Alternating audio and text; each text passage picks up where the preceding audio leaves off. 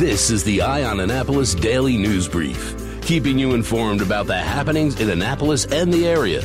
Local news, local sports, local events, local opinion, and of course, local weather. The Eye on Annapolis Daily News Brief starts now. Good morning. It's Friday, October 11th, 2019. This is John Frenaye, and this is your Eye on Annapolis Daily News Brief.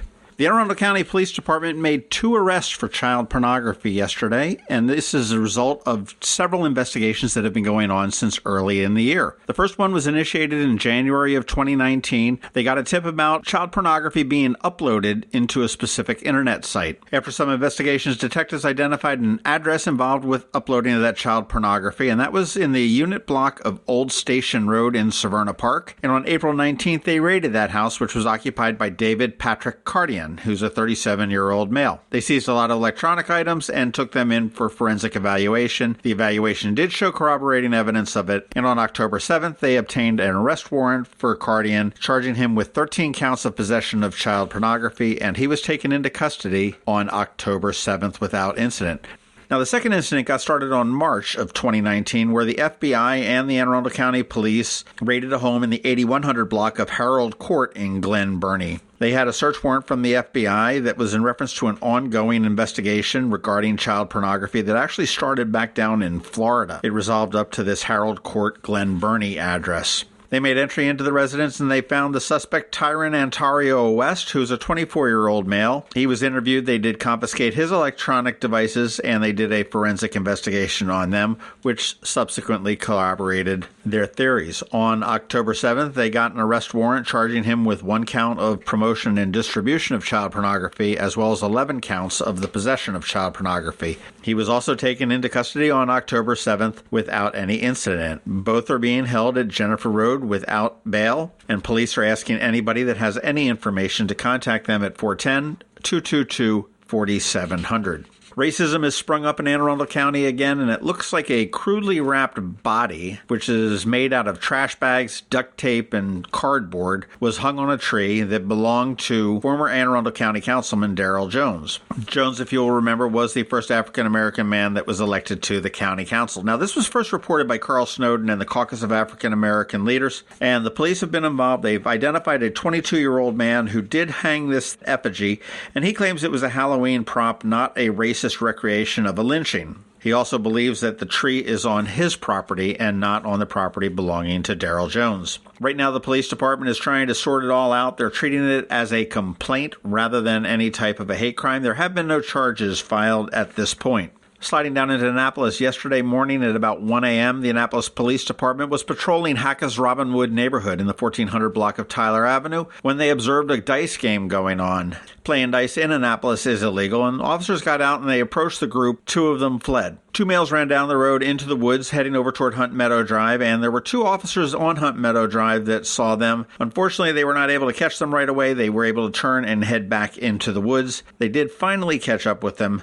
near Hunt Meadow Drive. Now, one suspect, Martin Smith of Annapolis, was found to have a baggie of suspected marijuana as well as a digital scale in his possession, and the other suspect, Tywon Blair of Annapolis, was seen reaching into his waistband as he was running, and when police checked the path that he ran, they found a loaded handgun, a digital scale, an additional bag of suspected marijuana. And then when they looked at the area where they originally fled from, they found a 3rd bag of marijuana weighing approximately 20 grams. Smith was arrested and charged with possession of CDS with an intent to distribute, illegal possession of the handgun, and 6 other criminal-related charges. Blair was arrested and charged with possession of CDS with intent to distribute, illegal possession of the handgun, and 7 other related criminal charges. Both of those guys are being held at the Jennifer Road Detention Center. Some good news for the Annapolis Police Department. They received 2 bulletproof vests yesterday from the Firehouse Subs Public Safety Foundation. Now, the Firehouse Subs Public Safety Foundation is the foundation arm of Firehouse Subs, which has a location right there at the festival at Riva. That's where the presentation was made, and the vests are valued at $4,006, and they're going to protect 2 officers in the line of duty during any kind of hostile emergency situation. In addition to the vest, the Riverdale Park Police Department, and I'm not even really sure where Riverdale Park is, but they were awarded $20,917 to fund the purchase of 20 automated external defibrillators, and those are basically the shock paddles that any dummy can use to help save somebody that may be having a heart attack. So some great new assets for the Riverdale Park Police Department and certainly the Annapolis Police Department. The Anne Arundel County Board of Education voted to replace 3 elementary schools in the coming years. Hillsmere Elementary, Rippling Woods Elementary, and Quarterfield Elementary are all going to be replaced. All 3 schools have had small renovations over the years, but pretty much they are 40-year-old schools, have outlived their useful life. Hillsmere is going to cost about $39 million and take 30 months to build. Rippling Woods is going to cost $53 million and take about 30 months. And Quarterfield is going to cost about $42 million and take about 30 months. Funding is still up in the air, but according to the school system's release, the schools are scheduled to be completed by the 23-24 school year. And somehow, even though those schools are all being demolished, the students at all 3 schools will also remain in the school buildings during the construction. I'm not sure how that's going to work out. Maryland Governor Larry Hogan is finally talking about the impeachment. He said he's very troubled by the controversy that has prompted the impeachment inquiry into President Trump, and he says more facts need to be gathered. He said this yesterday at a Yahoo Finance All-Markets Summit in New York, and he said the declaration by the White House that it won't cooperate with the probe doesn't sit well with me or a lot of other people. But the governor also says this whole rush to judgment over the accusations, we need to throw him out of the office, isn't the way the founders of the country envisioned the process. Hogan says it is time to gather facts and step back from the crazy politics and do the fair thing objectively. And following up on a rumor from a week ago, T.J. Smith, who got his start as an Anne Arundel County cop, worked his way up to a spokesman for the Baltimore Police Department, and most recently was the county executive for Baltimore County. His press secretary resigned, and he has taken one big step to make it more official to run for mayor of Baltimore. He has filed the necessary paperwork to start raising campaign funds, and TJ said he is going to be making an announcement by the end of the month. This is probably the worst kept secret in Baltimore. And boy, I'll tell you, if I was a Baltimore resident, TJ, you'd have my vote in a heartbeat. All right, that does it for the top news today. Please make sure you're checking out eyeonannapolis.net throughout the day because we do update it throughout the day. We have George Young with your local DMV weather forecast. He's coming up in a little bit. And it is also Friday, so we've got a list of things that you may want to think about doing this weekend. There's an awful lot going on, and it looks to be a very nice weekend. All that coming up in just 1 minute. Here's to the teacher who spends her weekend helping children who need a little extra attention. To the soldier who missed the birth of his baby while serving overseas. To the EMT working full-time and taking night classes. To the police officers and firefighters working long hours away from their families to keep our families safe. Here's to you, our hometown heroes. I'm Alan Hyatt, Chairman and President of Severn Bank, and we know there are many heroes among us. Men and women who serve without expecting anything in return. Which is why we're honored to offer our Hometown Heroes program to educators, law enforcement officers, firefighters, first responders, healthcare workers, and military personnel. Whether you're opening a checking account or buying a new home, we're here to give back to you. Learn more about our Hometown Heroes program at severnbank.com. Severn Bank, here with you. Member FDIC, Equal Housing Lender. Going out? You need the most up-to-date local weather. Here's George Young from DMV Weather in Annapolis with today's forecast. Hey everyone, this is George with DMV Weather, and this is your Eye on Annapolis forecast for Friday, October 11th. Look for sunshine to return today to Annapolis and all of Anne Arundel County as a pesky low-pressure center in the Atlantic finally moves away, helping skies to clear out as temps again max out in the upper 60s to lower 70s.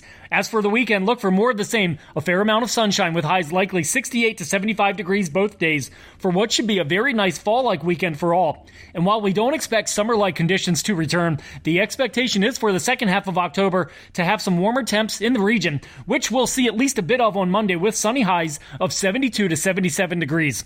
Okay, that's it for today. This is George Young of DMV Weather. Make it a great weekend out there, and be sure to get our free app on all of your devices by searching for DCMDVA Weather in the Apple or Google App Stores, and also follow us on Facebook and Twitter and on our website at dmvweather.com so you can always stay weather informed. Have you ever been to the Annapolis Mall when it opens for the day? Maybe you've noticed the line of folks waiting to get into the Apple Store. As you may know, I'm a Mac user, and today's episode of the Daily News Brief, in fact, all of the episodes of the Daily News Brief have been produced right here on my Mac computer. What you might not know about is Macmedics. They were founded here in Annapolis in 1989, and they are an Apple authorized premium service provider, the only one in the Baltimore, Annapolis, D.C. area. And what that means to you is that they repair all Apple devices, including the iPhone screens and batteries, all without an appointment. And most repairs are done the same day, usually within 2 hours. They also sell everything except the iPhone and the watch for the same price as Apple. I don't know why you would go anywhere else. Give them a call at 410-757-MACS, or if you're not into the whole letter thing, 410-757-6227. Stop by their retail store in Severna Park on Benfield Road, or their service center in Lanham, right off of Route 50. Or you can always check them out online at macmedics.com. I'll tell you, they've saved me quite a few times, and I know they can save you. Every weekend, there's something exciting going on in the Annapolis area. Be sure to visit eyeonannapolis.net to sign up for a newsletter highlighting all the weekend events. Here are our top picks for this weekend.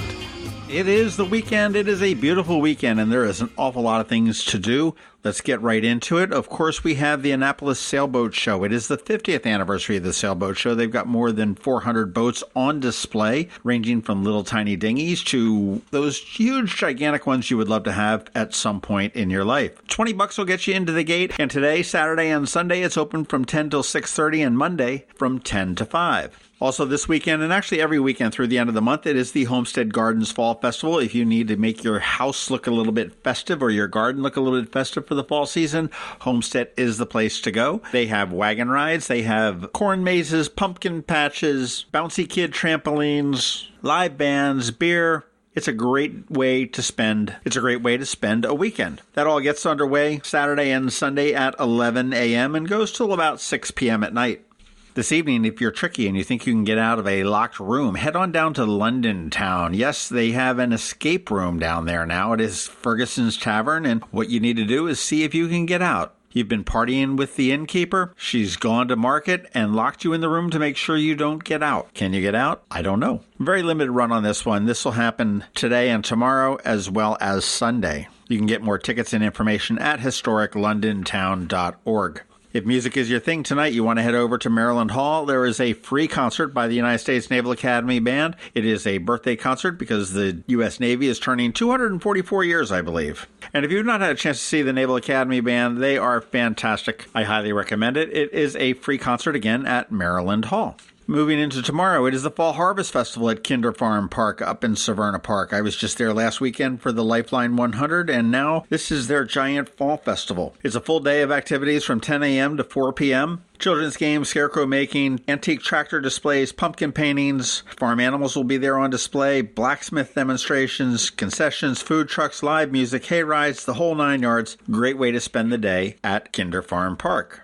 If classical music is your thing, Sunday is your day. Sunday the 13th, it is the debut of the Annapolis Symphony Orchestra's Chamber Music Series. Throughout the series, there will be a total of 4 performances, this being the first one, and they will highlight various sections of the orchestra's woodwinds, brass, strings, and a small chamber orchestra. The concerts are going to take place throughout the area, but the first one is happening at Maryland Hall on Sunday afternoon at 3 p.m. You can get tickets and more information at annapolissymphony.org. And finally, if you're up early on Sunday morning, head on over to the Farmers Market on Riva Road. It is their annual Pumpkin Festival. It goes from 10 to 1. It's kind of a chill thing, but they'll have free pony rides for the kids, free pumpkins for the kids to paint and take home, face painting, and some live music by Guava Jelly. Kind of a fun way to spend a Sunday morning there at the Farmers Market on Riva Road. It goes from 10 to 1 p.m. That is it for the weekend. There's an awful lot there to pick from. Choose wisely, have fun, be safe, and we will see you here on Monday. Have a great weekend. When a ring from the United States Naval Academy comes into Zachary's for a center stone, it always makes us wonder, where's this one going? Where's this one been? A nuclear sub in the North Atlantic? A carrier deck in the South Pacific? The moon? 52 astronauts are Academy graduates, from Iwo Jima to Okinawa, Corregidor to the Coral Sea, Midway to the Persian Gulf, Congress to the White House. These rings go where America goes. 73 that went to war were awarded the Medal of Honor.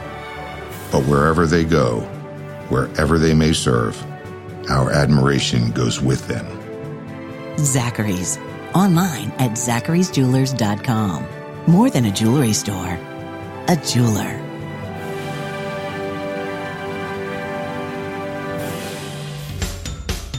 You've been listening to the Eye on Annapolis Daily News Brief. Tell your friends and colleagues this is the podcast where you can keep up on the latest with what's going on in Annapolis.